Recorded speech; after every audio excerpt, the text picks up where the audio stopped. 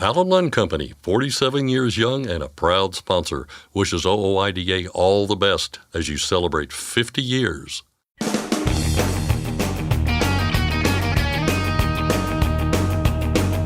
OOIDA, representing America's truckers since 1973, presents Landline Now with your host, Mark Reddick. Double brokering and broker fraud are running rampant, and that means educating carriers is more important than ever. Landline staff writer Ryan Witkowski speaks with Jason Craig and Bruce Johnson from C.H. Robinson to discuss choosing a broker, how to maximize your load's value, and some of the telltale signs of double brokering. The SuperRigs Calendar is one that people look forward to every year. But how much work goes into the 12 photographs that make up the calendar? Landline Now's Ashley Blackford recently spoke with the photographer behind the lens. And finally, we continue to await a possible speed limiter proposal from FMCSA. But in the meanwhile, those who oppose requiring the devices are not sitting still. I'll discuss what OOIDA is doing with Collin Long of the association's Washington, D.C. office. But first, the news with Scott Thompson. Thanks, Mark. We begin tonight with Yellow's ongoing troubles. The company has been granted a reprieve from lenders, according to the Wall Street Journal. Yellow had been hoping to refinance about $1.3 billion of debt that has to be repaid next year, and recently said it was running out of cash. Some $700 million of that total is due back to the federal government for a loan Yellow received during the pandemic. The rest is due to Apollo Global Management. Both have since waived certain financial requirements to help Yellow make its payments. The agreements do not come without some oversight, however. The development comes amid a time of great uncertainty for the carrier. It's currently in the middle of a labor dispute with the International Brotherhood of Teamsters, who have vowed to go on strike at month's end without a new deal. Yellow filed a $137 million lawsuit late last month against the Teamsters, claiming breach of contract. The carrier has also called on the White House to step in to help bring the two sides together. Bankruptcy is a real concern here. Meanwhile, investment bank TD Cowen says some shippers are already shifting freight away from Yellow over all the turmoil. In their report titled Tensions Escalate at Yellow, Freight Diversions Have Started. TD Cowen said the freight diversions are most likely to benefit ABF Freight and T-Force. However, Yellow CEO Darren Hawkins disputed that idea during an interview with Fox Business on Monday. Our employees want the company to be here. We've got over 14 years of tenure across that employee population. Our customers definitely want us to be here. Even with all the noise around the company, our shipment counts have held up, and that's crucial for us to work through this period while we're getting to negotiations. I think bottom line, it's a very busy summer for union transportation negotiations. We didn't plan to be part of that, but because of the halt of our modernization efforts, we are part of that now. And our employees are just as important as any of the others.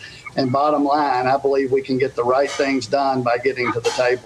Earlier this year, Yellow told employees it was running out of money and that the key to its survival was lenders agreeing to provide backing. The state attorneys general of 25 states have signed a letter to the Environmental Protection Agency expressing opposition to new emission standards for car makers. The EPA wants the industry to electrify 67% of total vehicle sales by the year 2032. In a 20-page letter, the state attorneys general say the proposal is draconian, would forcibly phase out gas-powered vehicles, and have devastating consequences for the automotive supply chain. The concerns here are separate from other EPA plans regarding heavy trucks.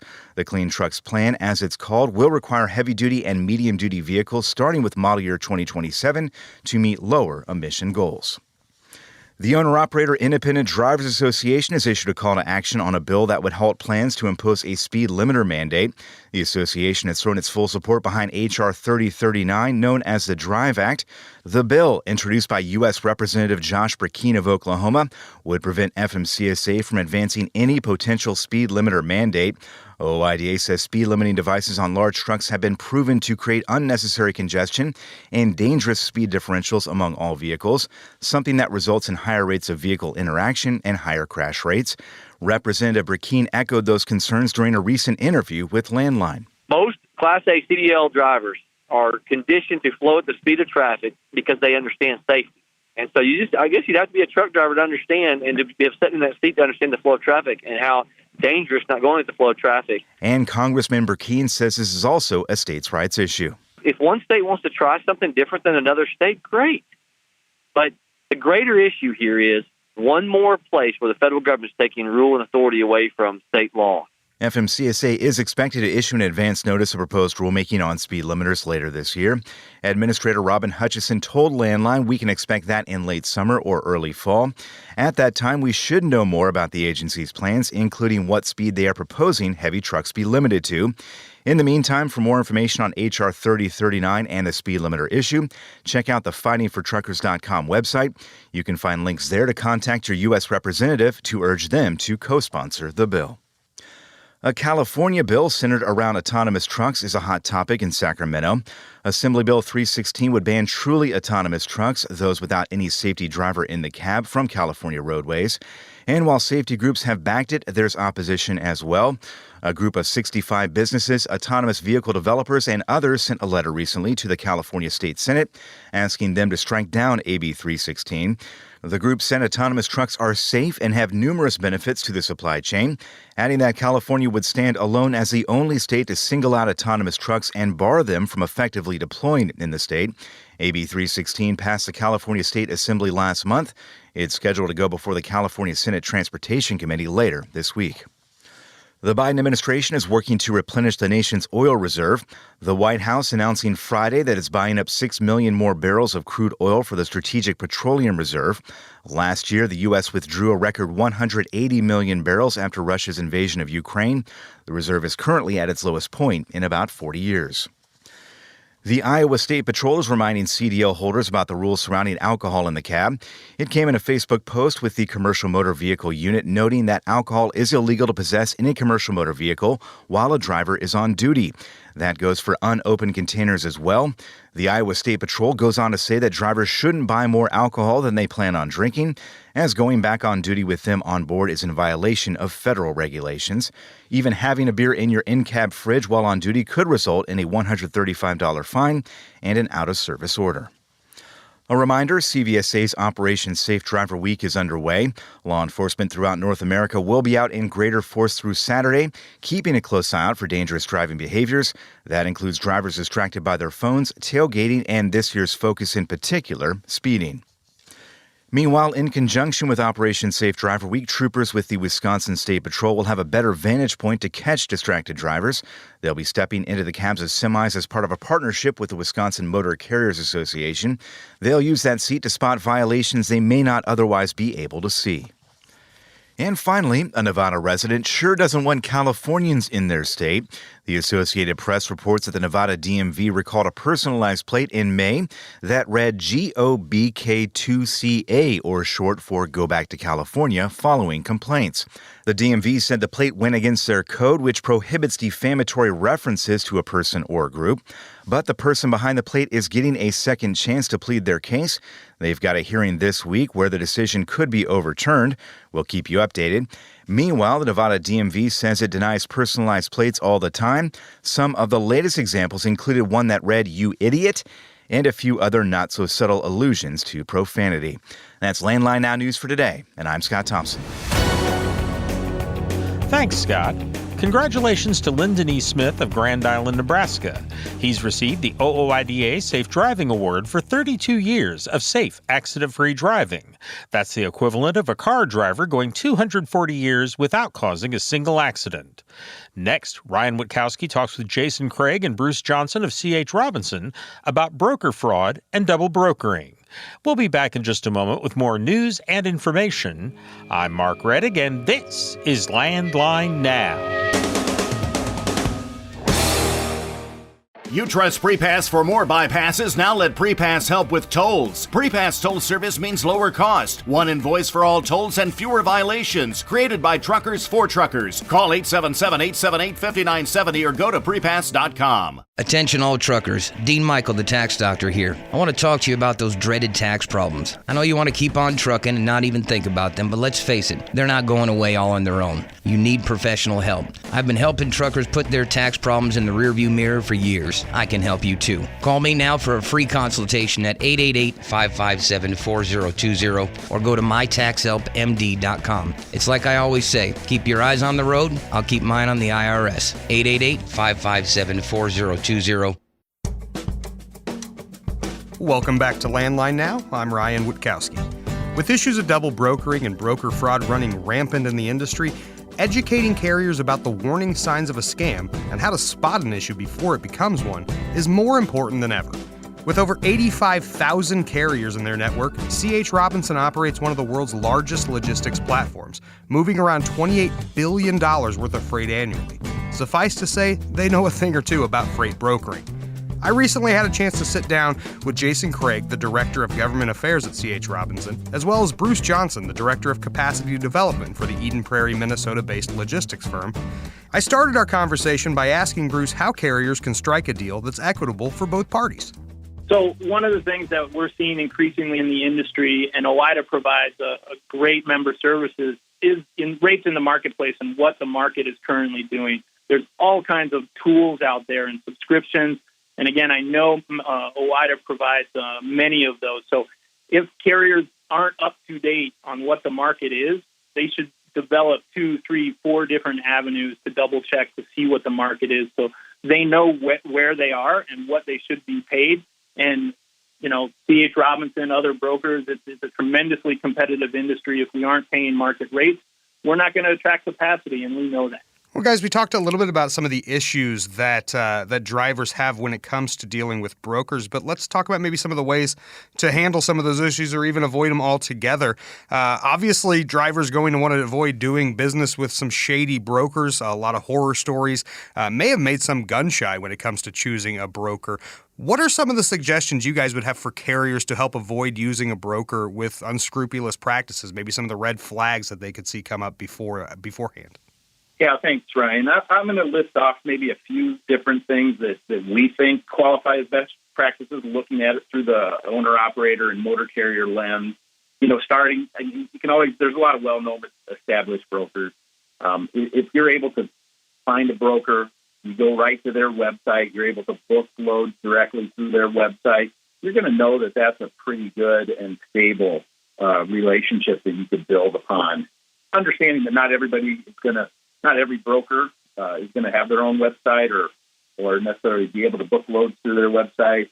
So as they're dealing with maybe the smaller brokers, you know, through a public load board perhaps, you know, one thing we would recommend is that if it's somebody that the carrier hasn't dealt with before, right, that they first go to, you know, there's the FMCSA the Federal Motor Carrier Safety Administration website where they can confirm that there's a legitimate broker authority. Then we would recommend you that you go and do a Google search, right? Maybe they do have their own website or there's some information that's been made public around the behaviors of that broker. And one thing we often see is carriers that take a great deal, right, and think that they're really getting a good deal. Maybe it's a really premium rate. But often, if it seems like it's too good of a deal to be true, it probably isn't. And as we talk to carriers that have been frauded or through double brokerage or some other issue, oftentimes they had a feeling and then they didn't necessarily act upon that feeling quickly. So anytime something feels maybe wrong or a little off, we would say, you know, pause and start making some phone calls, right? Maybe call the broker that you got the load from and try and confirm some of the information that's making you feel maybe a little uncomfortable. You know, call OOIDA member services. Talk to them, see if they have any history on the broker. You know, if you're still at the shipping location, maybe talk to the shipper and make sure that is the true relationship with the broker that they're tendering the load for. So there are many things that a carrier can do, but we would say the speed is the best. You know, as soon as you get that feeling, start making some inquiries at that time. We often see where somebody maybe didn't have a great feeling, they go ahead and they deliver the shipment, and then they're waiting to get paid, and that's when things go awry, and at that point it gets more and more difficult to try and resolve some of the issues that maybe took place. Well, and you mentioned it briefly as well, but I think something that we've heard more and more about over the last year has been double brokering. How can drivers kind of spot that and see it and forecast it coming and really kind of have some of the telltale signs of what is double brokering? Yeah, what we see again often is that the deal's too good to be true, right? And it may give the carrier pause, right? Why is this load paying $3,000 when everybody else in the market's $2,500? You know, that's definitely a red flag. like I said, the public load board, make sure if you're using one of the public load boards that you understand their broker vetting policies and that they're doing the right thing, that they're checking the authorities and all of those things you need them to do. We also see more of it, the fraudulent and double brokering activity, definitely in longer haul versus short haul, because the fraudsters or scammers, they're looking for the bigger bang for the buck. So they want to get a $4,000 load out there versus a $500 really short haul. Also, the paperwork at the shipper. A lot of times the actual broker name will be on that paperwork somewhere. For example, they see C.H. Robinson's name listed on the shipper paperwork, but yet they got it from a different named broker, and they're still at the shipper. That would be a great time to inquire about what the shipper relationship is and who they're tendering loads to. So I'd say those are a few of the things that a carrier could spot that may help them minimize the problems on the front end. One thing I should mention from the government affairs standpoint and the regulatory standpoint is that double brokering isn't necessarily quote unquote illegal. However, the owner-operator carrier should know that a motor carrier is not allowed, and it was clarified in MAP 21 in 2013, to broker on a motor carrier authority. And the reason is that a broker has a surety bond with their broker's authority. So that is there to protect the carrier, and OOIDA member services can provide and check the broker authority to make sure that they're valid, make sure that they do have their surety bond in place. But again, that's it's not a best practice to double broker, but I want to clarify that there is an avenue for legal double brokering that does somewhat protect the carrier. So does C.H. Robinson take measures to ensure that double brokering doesn't happen off of loads that you guys have secured? Yeah, our contract does prohibit double brokering. That is not something that we typically allow a motor carrier to do. So a motor carrier out there who does get a load that they suspect is double brokered from C.H. Robinson should be suspect. Yeah, and I would say, it's when it does happen, and it does from time to time, right, we would immediately disqualify the entity that is doing the double brokering so that they would no longer be active within the C.H. Robinson system. So we take a hard stance, right, of that violation of the contract that Jason mentioned. And if we ever find somebody that's double brokering, they're out of our system. But I also would say, before it gets to a payment problem or anything like that, again, if they have a suspicion, they should contact C.H. Robinson. The earlier we can catch these things, the better it usually turns out to the underlying motor carrier. So, we want to make sure that the right party gets paid. We want to make sure that the person out there doing the hard work gets what they deserve. So the earlier we know about those things, the better. So that's, again, I think a critical component. If you think something's wrong, start kind of taking that path early to figure out if that's true or not. So, guys, we've talked about some of the issues that drivers will have with brokers and also some of the ways that you can avoid some of those issues. But what can drivers do or carriers do if they have an issue with a broker? What are those next steps? Yeah, that's a great question. So a couple different avenues. One, I'll put in a plug for OOIDA member services. They've got a great team there with a lot of experience. They deal with exceptions all the time, and we know that they're always ready to contact any broker, including ourselves, if they have an issue. Our lines are always open. The other one, and I'll let Bruce talk about it, is carrier services for the broker specifically. At C.H. Robinson, ours is independent of our operations and can certainly help solve any issues or questions that they may have. You want to talk a little bit more about that, Bruce? Yeah, so again, specific to C.H. Robinson, if a carrier should have any issues that come up, which again, in this day and age, carriers being such a valuable part of the business, I don't know that we have a lot of this going on, but if a carrier has some type of issue, they're certainly welcome to call our carrier services group, who kind of acts as a neutral party and sits in the middle and adjudicate kind of any issue that might be going on. And I think in general, a lot of brokers now have those types of services that they can offer. And really, for us, like I said, we just came out of a marketplace where the carriers were incredibly valuable, and that swings from time to time. But it's a long-term commitment to the success and the experience of the carrier of working with C.H. Robinson that we want to make it the best in the industry, right? And that's what we strive for.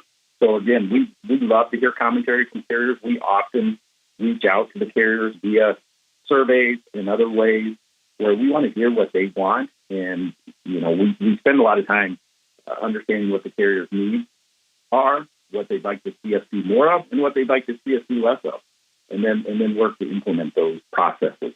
With broker fraud and double brokering a hot topic among truckers, a number of listening sessions at this year's Mid-American Trucking Show were dedicated to improving broker-carrier relationships.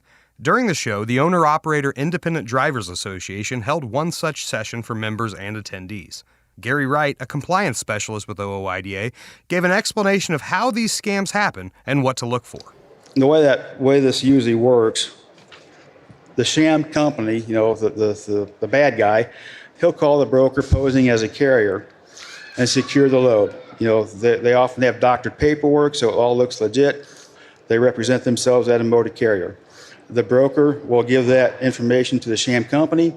The sham company takes that. He poses as a broker. He posts the load, what have you. He'll get someone to move that load for him, and usually he'll post that load for way more money than what would seem normal. So you pick up the load from that sham broker disappears, you don't get paid. So that's usually how that works. There are some ways to combat a double broker situation. You check on the FMCSA Safer website, like I mentioned before. Check the DOTs, check the MC numbers. Again, you can call us, we'll take a look for you. Avoid using the public load boards. It's difficult to do, but a lot of those bad guys will use the more popular load boards. I've ran into this before. If someone calls you as a broker and they say, well, I'm at a different office, I'm not the main office. Well, call the main office and ask them hey, I talked to Joe Smith over here and he's in Minneapolis. Do you guys have a Minneapolis office? If he says no, don't take the load. There you go. I said, if they offer you a rate that it seems too good to be true, it usually is. If a broker is communicating through you through the free email, Yahoo, Gmail, something like that, instead of a company domain name, it could be a bad situation. During the question and answer period, Wright was asked about some of the paperwork you should expect from a broker. Wright, along with OOIDA Executive Vice President Louis Pugh, gave carriers a valuable piece of advice. Even if the shipper doesn't put your name on the bills, just write it in there, ABC Carrier, Joe Smith, and sign it, and your name is on that bill. Is that a help for protecting to get paid on the load? Is that what that is? Yeah, because if your name is not on the bill as the carrier, right, that broker doesn't pay, then you have no recourse to go back to that shipper for payment. Okay. So I've seen bills where the broker's name is on the bills as the carrier, and that's completely false. So just take your pen, scratch out the broker name, and write your carrier name on it. And I would add that this fraud and stuff that we have seen just a complete outbreak this year on every single solitary one of those cases. The broker's or whoever's name was on it was never the carrier's name on the bill. So that every single case. And we're getting 2-3 a week at least. If you have more questions about double brokering or other broker-related issues, you can call OOIDA's Business Services Department at 816-229-5791. I'm Ryan Witkowski. Landline Now will be back in a moment. Firestone tires are for more of everything. More miles for every tire dollar, and more confidence in your fleet. At Firestone, we help fleets save with dependable value. Find your local Firestone dealer today at firestonetire.com/dealer. Ready to make more money? Use a better load board. For a limited time, get 50% off Truckstop Load Board Pro. Just go to truckstop.com/go and enter promo code READY2023 when you purchase Load Board Pro. Landline Now, welcome back. Every year, Shell Rotella puts out its SuperRigs Calendar, where 12 drivers are selected to have their trucks photographed and featured. But the process of taking these photos is not one that's done in just the click of a button. Sonia Messier knows firsthand the amount of work that goes into these photo shoots. She joins me now. Sonia, can you talk to me about what it is you do? I've been doing truck photography for the past 16 years. So I started back in the days when I was working for this trucking magazine here in Quebec. And it was basically me taking pictures just for fun. And then eventually trucking industries or trucking companies were like, "Hey, Sonia, we really like your pictures. Could you come and take some pictures?" So I've been into this industry for a long time. I never thought I would actually do photography for Shell Rotella, and especially for the SuperRig. I remember with the first year, I got a call from the Cara Group, who is the agency who's taking care of all this process with us regarding the calendar shoot. They called me, and I was like, "Oh my God, okay, how am I supposed to do this process? How am I supposed to even quote this?" I had no clue how it would work. And I called a friend here who owns the dealership, the Western Star dealership, and I said, "Do you know anything about the SuperRigs Calendar?" He's like, "Honey, you need to know all about it. It's like the best calendar in all North America. It's like the National Geographic of animals photography." It's like, okay, I gotcha. So basically, yes, what I do is I take mostly, I would say 95% of my job is to do photography of trucks. And some of the photography that I do is heavy equipment also. So I did some photography for Western Star for a long time. I still do. I did some for Freightliner, Mack trucks. I shoot also for Wajax. Wajax here is a company who also sells heavy equipment, loaders, and stuff like that. And as far as Shell Rotella, well, I have been doing this calendar for the past 5 years. But obviously, when COVID hit, there's 1 year they didn't do the show, so we were not able to do the calendar. No, I don't remember your question. No. I went on and on and on, and No, you answered it. I didn't answer your question. You did.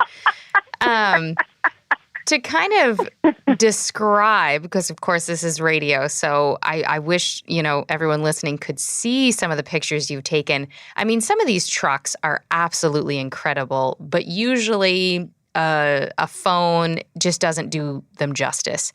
Your pictures, they really, you just talk to me about the process that you go through in setting this up. It's just, like I said, it's almost hard to describe. Your photography is incredible with these trucks. But what is the process that you go through? Well, first of all, I think knowing the truck is a big, big thing. So I know most of the brands, and I talked with drivers a lot, so I know what they like about their truck. For me, a truck, first of all, is a work tool. So the drivers will use the trucks for bringing goods to location or bringing heavy equipment or anything. So first of all, it's a tool, and we all need to understand that. The moment you understand that, and when you take your photography, when you take a picture of that tool, what's behind it is you need to kind of put it in a setup to remind people that it's a tool. Then my job after that is just make sure that I do an art piece with it. So what I do when I go through the process of shooting in truck is basically, first of all, we need location. It's all about the location. We always say location, location, location.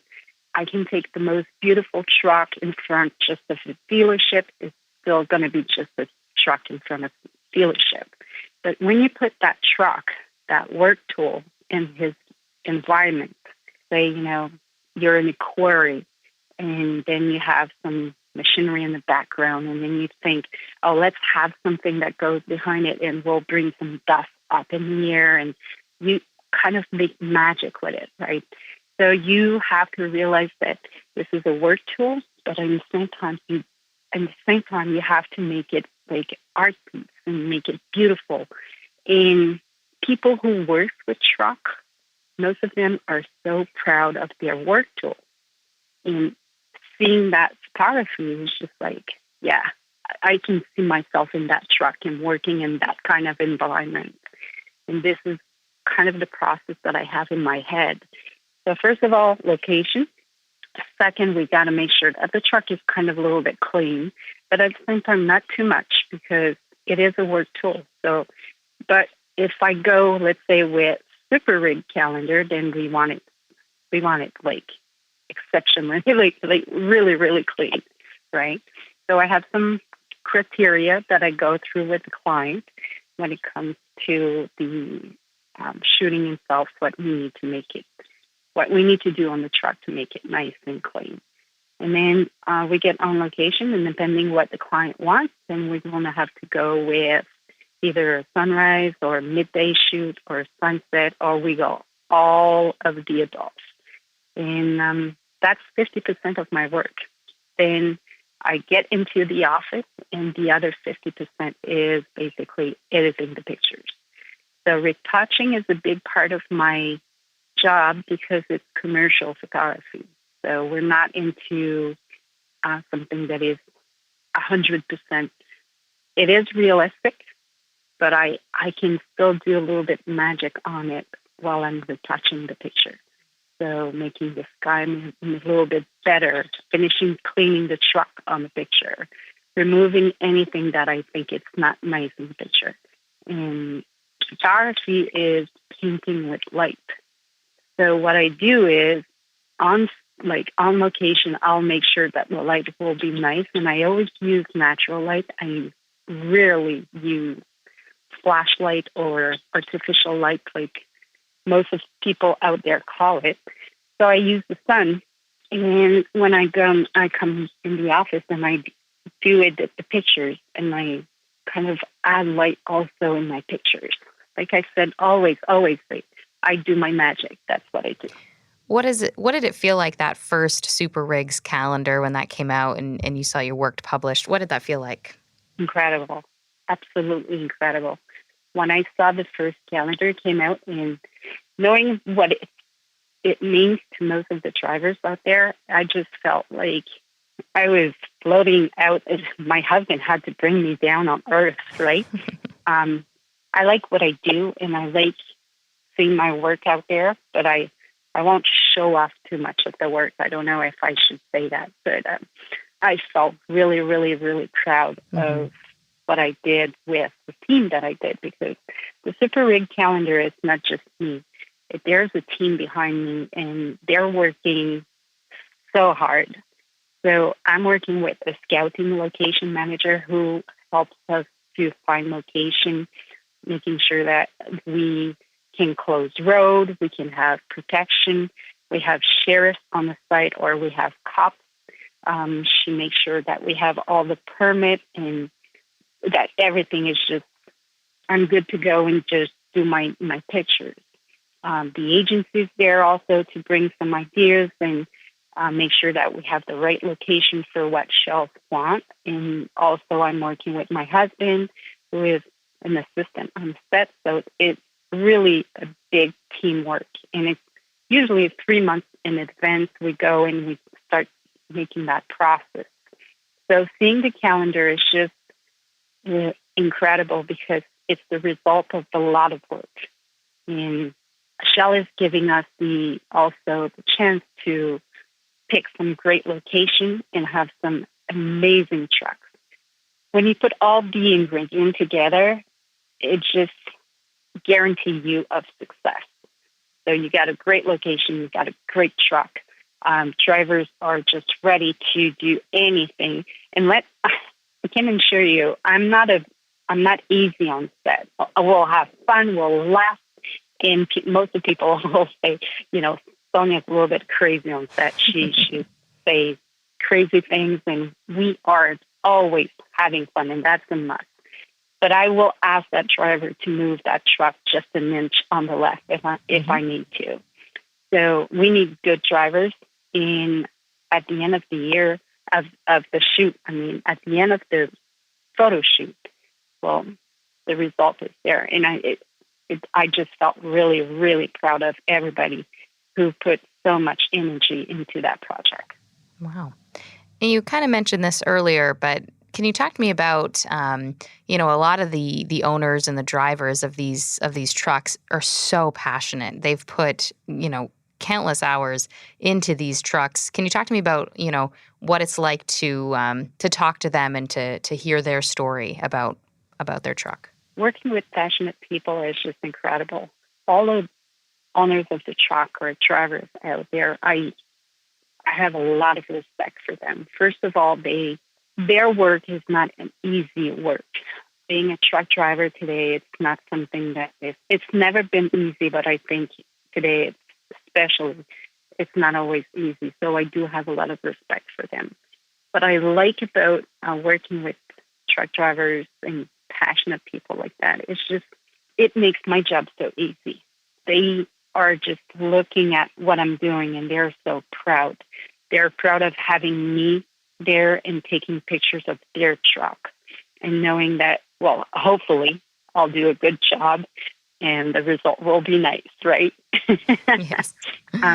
I was on a photo shoot and I had to meet with this young man, 23, 24 years old.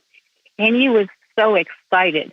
And I kept asking him some stuff like, could you move the vehicle? Like, could you move the truck here? Okay, just a little bit there. And can you help me move this here? And eventually I said, I'm asking a lot from you, right? And he said, you have no clue how happy I'm here right now and to do this with you. Like, this is a dream. This is a dream come true for me. It was so fun to see his face. Like, he was a kid in a candy store. He was like, this is just amazing. I have Sonia here taking pictures of my truck. And how better energy can this be? Like, can you get better energy than that? And then you take that energy and you just put it into the pictures, right? It's all positive. Like, people are so passionate. They're passionate about their truck. They're passionate about what they're doing. And then you get to work with them and they're so positive. Like, they're talking about what they did on the truck and what they added and which color and why they did that. And they've been doing this trucking. They've been working in the trucking industry for so long, and because their dad did that, and you get to share all these information and all that energy, and that's stay on the shoot. And I get to work in that environment with passionate people. And I'm kind of passionate a little bit too. So whenever I hear that engine coming and I go, oh, here's my truck coming. Oh, and by the way, on a photo shoot, everything becomes mine. So it's my truck, my driver, my location. That's funny. So I hear that engine and I got goosebumps. I'm like, oh yeah, my truck is coming. And I see the truck coming and I'm like, oh yes, that's going to work. That's going to work. I'm going to put it right here and I'm going to get this light on it. And it's just positive. So wow, that is so cool. I like to work with these guys. That was Sonia Messier talking about photographing the trucks for the SuperRigs Calendar. For Landline Now, I'm Ashley Blackford. Stay tuned for more after this. For can't miss accuracy, weigh your truck on a CAT scale. When you weigh on a CAT scale, you get a no excuses guarantee. You can now save time weighing by using your smartphone. Find out more at weightmytruck.com. Since you started, what you've loved about trucking is the freedom. Heading out on your favorite route, a good driving song, and thinking about truck insurance. Well, maybe not that last one.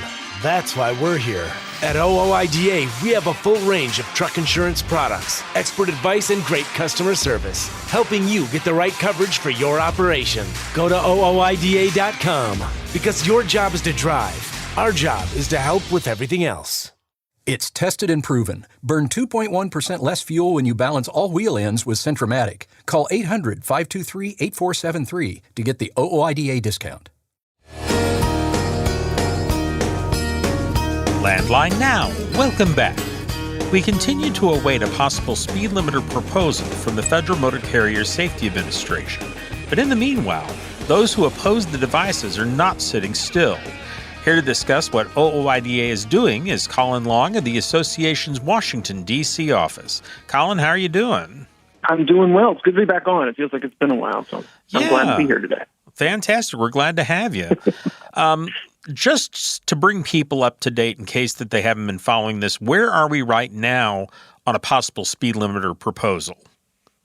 Yeah, we're waiting for the notice of proposed rulemaking to be issued. And originally, the agency had said that they intended to do that in June, so last month.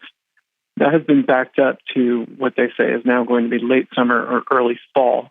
And that's due in large part to the fact that in the initial public comment period, truckers really made themselves heard. They submitted over 15,000 comments, most of which were very critical of the agency's approach to speed limiters and their push for a mandate. I think that sheer number of comments has delayed action from the agency because they have to go through and assess each one of those comments that truckers provided. So don't think there's no need to comment, because you can certainly help affect rulemakings, and in some cases you can delay it. So we now expect the next step to come out in the next couple of months here in Washington. But again, that could slip even further. So we'll wait and see. Do we have an idea at this point what we're expecting when something does come out, or are we still kind of foggy on that?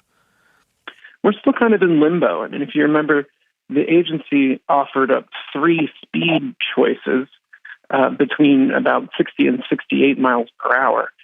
We hope that they have settled on one, not necessarily because we want to see a mandate, but because we want to know what their thinking is. Because if it's 60, I mean, I think you're going to see a groundswell of opposition from industry and from truckers. If it's 68, we'll have to see what folks think. That'll kind of, I think, neutralize a lot of large carriers who currently use speed limiters, because they probably have theirs set to 68. So I think the number is going to be very critical. And like I said, if they go as low as 60, I mean, I think heads will explode in OOIDA's D.C. office, but that will certainly motivate our members to chime in, because that'll have really, really negative impacts on not only small business truckers, but highway safety. I would think that would cause a lot of heads to explode. That would be a pretty extreme position. And that kind of goes to the root of what OOIDA's concerns are with the whole speed limiter proposal, is the amount of the differential there. Yeah, I mean, that's always been our line of attack, our primary line of attack, I should say. It's just that, we have decades of highway research that tell us when you start creating speed differentials between heavy vehicles and passenger vehicles, they tend to interact more. And when they interact more, crash rates go up. I mean, it's science. It's not rocket science, though. I think when we tell folks this on Capitol Hill, and when we share our concerns with them, you often see the light bulb go off with these staffers, because they've been driving on highways. They know what it's going to be like if every truck on the road is limited to 60 miles per hour, and they can understand what type of safety impacts that will have. Unfortunately, we have an agency who's responsible for promoting highway safety pursuing this, and I keep saying we're very nervous about going as low as 60, not only because that would be the worst outcome as far as safety is concerned, but it's also the number a lot of safety advocacy groups are pushing for. And we know that they have the ear of the agency, otherwise they wouldn't be pursuing this rulemaking. So there's genuine fear at OOIDA that the agency is going to go as low as 60. But like I said, I think you'll start to see a lot more folks who have kind of remained on the sidelines over this come out and say, all right, FMCSA 60 is just entirely too low. Well, in the meanwhile, OOIDA has issued a call to action on a bill in Congress. Tell us about this bill. Who's behind it? What does the bill call for? So part of our advocacy efforts in Washington are to affect legislation in a way that improves things for our members. And sometimes our best offense is a good defense. And that's the case with this legislation, which is H.R. 3039. It's introduced by Representative McKean, a Republican of Oklahoma, who shares our concerns about a speed limiter mandate. But this is what we do in Washington. We hear the concerns of our members. We find potential hazards for them, whether it be from their safety or from their business, or both, like the speed limiter mandate. And when we kind of reach a a difficult position with the agency, which we are in now, where they continue to indicate that they're going to move forward with this mandate despite the opposition, the kind of groundswell of opposition that truckers have already made. We have to call in our friends in Capitol Hill to get involved. And this legislation is very straightforward. It just prevents the agency from moving forward on a speed limiter mandate. And we've gotten a lot of support for it. I mean, it's not just OOIDA fighting this. We've got the ag industry, the livestock industry, materials, towing, everyone who is in the trucking game, with the exception of a lot of large carriers, unfortunately, have come out and said, this is just too far for the agency to pursue, and they plan to oppose it. And thankfully, that has led to about 20 members of Congress co-sponsoring this bill. It's a good start, but we sent out this call to action because we need to increase those numbers, and we need to demonstrate to folks on Capitol Hill that this bill has to pass, especially members of the House Transportation and Infrastructure Committee, as they look for solutions to improving the supply chain. We think, well, if you prevent the agency from slowing down every truck on the road, that's probably going to improve the supply chain. So we've been talking to members of Congress, but we need truckers, the folks who experience these policies firsthand, to pick up the phone, get on email, and let your member of Congress know that you support H.R. 3039 and want them to co-sponsor. And again, the bill number, H.R. 3039, the DRIVE Act. Yep. What are the overall prospects for the bill in the House? You mentioned that we've got about 20 people that are co-sponsoring it, but what does it look like overall? It's difficult. It's going to be an uphill battle simply because there are a lot of organizations who either want to see a speed limiter mandate, and that includes a lot of, obviously, safety organizations, or there are folks within our own industry who have kind of, like I said earlier, kind of taken a path on this one or even been tacitly supportive of a speed limiter mandate. So it's certainly an uphill battle, but what we found is that our message resonates with members of Congress because there are a number of concerns that this mandate creates. I mean, safety, small business impact, supply chain impact, driver retention and recruitment. These are all going to move in the wrong direction if a speed limiter mandate is implemented. And I think those are the arguments you make to these members of Congress because it's going to do a lot of damage in a lot of different ways. And I think, unfortunately, they don't necessarily appreciate what a speed limiter mandate would look like on the roads. And that's when truckers really need to remind themselves that they are the experts on these issues and that they should be picking up the phone, getting on email, letting their representatives here in Washington know what type of impacts this kind of rogue rulemaking from FMCSA will create. Okay. Well, Collin, we're about out of time here, but anything else that people need to be aware of on this? I just want to remind folks, 15,000 comments was the second most the agency ever received for rulemaking. And we're going to continue to fight this, but we're going to need even more support from truckers, even more vocal truckers. 15,000 is great. We need to double it to prevent this from happening. Okay. Collin, thank you very much. Sure, thank you. I've been talking with Collin Long of OOIDA's Washington, D.C. office. And once again, folks, OOIDA has a call to action out urging members of the trucking industry to call their members in Congress and talk about the DRIVE Act H.R. 3039 that would prevent a speed limiter mandate. And folks, if you want to call your members of Congress, it's very simple to do. Just dial up the U.S. Capitol switchboard. That phone number is 202-224-3121, or you can write a letter that goes to your members of Congress by using the website fightingfortruckers.com. That's our show for today. I'm Mark Reddick, and this is Landline Now.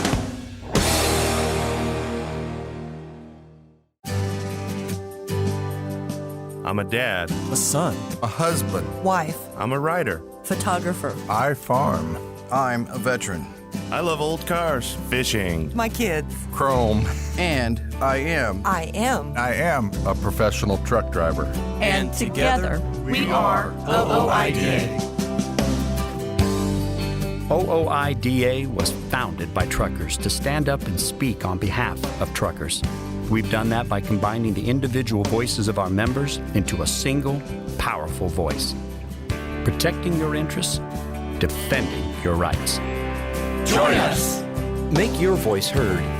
Join OOIDA, the Owner-Operator Independent Drivers Association. Call 1-800-444-5791 or visit OOIDA.com.